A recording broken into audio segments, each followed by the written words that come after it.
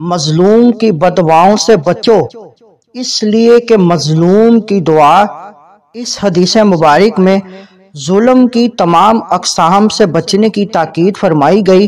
دنیا میں اپنے ذاتی یا سیاسی اثر و رسوخ کی بنا پر مظلوم کو دبایا جا سکتا ہے، یقیناً تیرے رب کی پکڑ بہت سخت ہے۔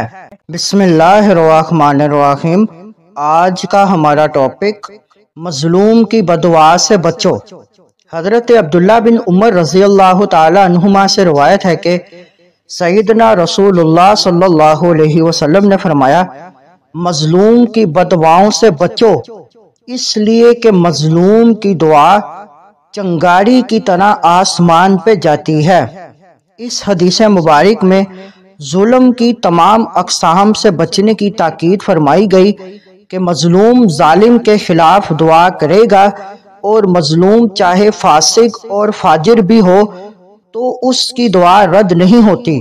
دنیا میں اپنے ذاتی یا سیاسی اثر و رسوخ کی بنا پر مظلوم کو دبایا جا سکتا ہے، لیکن جب اللہ تعالی ظالم کی پکڑ فرمائے گا تو وہ بچ نہیں سکتا۔ اللہ تعالی نے ارشاد فرمایا، اِنَّ بَطْشَ رَبِّكَ لَشَدِيدٌ، یقیناً تیرے رب کی پکڑ بہت سخت ہے۔